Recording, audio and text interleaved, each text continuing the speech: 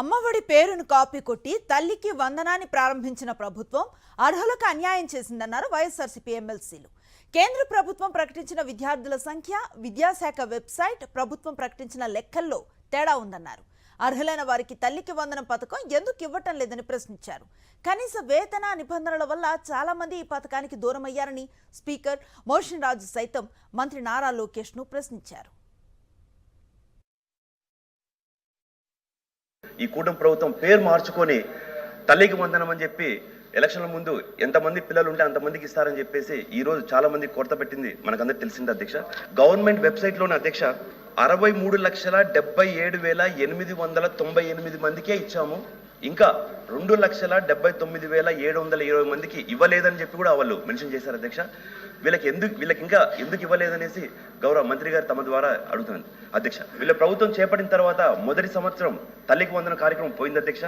ఇప్పుడు రెండో సంవత్సరం వచ్చిన తర్వాత ఇక్కడ సుమారుగా 3 లక్షల మంది విద్యార్థులకు ఇక్కడ తల్లికి వందనం ఇవ్వలేదు అధ్యక్ష.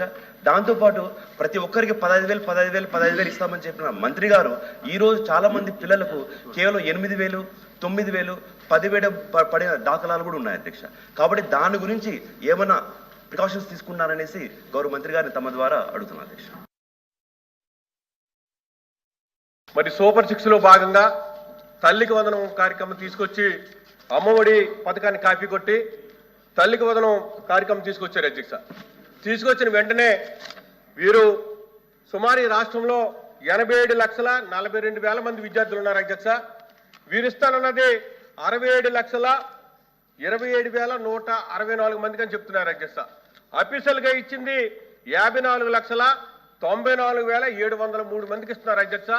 అందులోనూ మొదటి సంవత్సరం ఎగ్గొట్టారు అధ్యక్ష, రెండో సంవత్సరం అరకొరగా ఇస్తున్నారు అధ్యక్ష. దాంట్లో భాగంగా మరి ఇంట్లో ఎవరైనా ఫీజు రీఎంబర్స్మెంట్ పొందితే వాళ్ళకి పథకం కట్ అధ్యక్ష.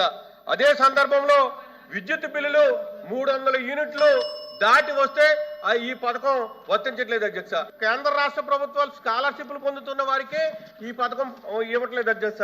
అదే సందర్భంలో కుటుంబానికి బియ్యం కార్డు లేకపోతే ఈ పథకం ఇవ్వట్లేదు అధ్యక్ష. నెలవారీకి ఆశా వర్కర్లకు కానీ లేదంటే మిగతా వారికి కానీ 11,000, 12,000 జీతాలు వచ్చే వారికి ఈ పథకం ఇవ్వట్లేదు అధ్యక్ష. అదే సందర్భంలో 1000 చదరపు అడుగుల స్థలం ఉంటే కనుక ఈ పథకాన్ని కట్ చేశారు అధ్యక్ష.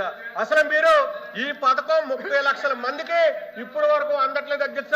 అసలు ఏ కారణం చేత మీరు అందించట్లేదు, మీరు అందించే ఉద్దేశం ఉందా లేదా గౌరవ మంత్రి గారు తెలియపరచాల్సిందిగా కోరుతున్నారు అధ్యక్ష. సార్ అది కాదు, ఇప్పుడు మున్సిపాలిటీస్లోను వాటిల్లోనూ అర్బన్లో 18,000 ఇస్తున్నారు అవుట్ సోర్సింగ్లో.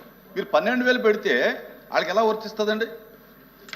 కరెక్ట్ అధ్యక్ష, అది మార్చుకోవాలి. మేము గైడ్ లైన్స్ ఫ్రేమ్ చేశాము, గతంలో కూడా గైడ్ లైన్స్ ఫ్రేమ్ అయ్యాయి. మున్సిపాలిటీస్ లో 12,000 లేదు కదండి, మేము పెంచాం అధ్యక్ష. వచ్చిన మేము పెంచాం. అది కాదు, 12,000 జీతాలు కూడా మేము పెంచాం అధ్యక్ష. అవును, జీతం పెరిగింది కదండి. కరెక్ట్ సార్, మేము జీతాలు మేము పెంచాము, కొన్ని గైడ్ లైన్స్ ప్రకారం మేము వెళ్తున్నాము. పారిశుద్ధ్య కార్మికులు టోటలీ ఎగ్జామ్ చేశాం అధ్యక్ష, ఆల్రెడీ ఎగ్జామ్ చేశాం. రావట్లేదండి, ఆల్రెడీ ఎగ్జామ్ చేశాం. మీరు కొంత వివరాలు పంపించండి అధ్యక్ష, నోట్ ద్వారా పంపిస్తాం. I stand corrected. తర్వాత అంటే గైడ్ లైన్స్ ఇది ఉన్నాం, తర్వాత మేము ఎగ్జామ్ చేశాము. ఐ స్టాండ్ కరెక్టెడ్ ఉంది, 100% ఎగ్జామ్ చేశాం. ఎగ్జామ్ చేసినట్టు ఏమి జీవో రాలేదు కదా, జీవో కానీ మెమో కానీ రాలేదు. ఇచ్చాం సార్, అది మెమో ఇచ్చేసాం సార్, అది డబ్బులు కూడా వేసాం సార్. ఎంతమంది పారిశుద్ధ్య కార్మికులకి డబ్బులు వేసాం కూడా ఆ మెమో ఉంటే నాకు ఒకటి ఇమ్మనండి. ప్రోగ్రామ్ స్టార్ట్ అయ్యి 2 months అయింది. ఈ వాటికి ఉన్న రాష్ట్రంలో ఉన్న ఏదైతే మీరు ఏ సంఖ్యకి ఇచ్చారు, ఏదైతే కేంద్ర రాష్ట్ర ప్రభుత్వాలు వచ్చి కాంబినేషన్తో మేము ఇస్తున్నామన్నామో అది ఇప్పటికొచ్చి రాలేదనే విషయాన్ని చాలా మంది చెప్తున్నారు. వాళ్ళకి ఏమైనా ఈ రోజుకి కంప్లీట్ అయిందా, ఇంకా కేంద్ర ప్రభుత్వం డబ్బు ఇంకా పెండింగ్ ఉందా, ఉంటే ఆ నెంబర్ ఎంత ఉంది అది దయచేసి ఆ నెంబర్ క్లారిటీ ఇస్తే అది బాగుండేది. ఇప్పుడు వచ్చి మీరు చెప్పిన దాన్ని మొత్తం విన్నాను నేను. ఎక్కడా కూడా ఈ రోజుకి ఎంతమంది అధికారులకు ఇచ్చారనేది ఎక్కడా కూడా నెంబర్ చెప్పలేదు మీ నోట్తో. దాంతోపాటు కేంద్రం ఎంత గ్యాప్ ఉందనేది ఆ నెంబర్ కూడా చెప్పలే.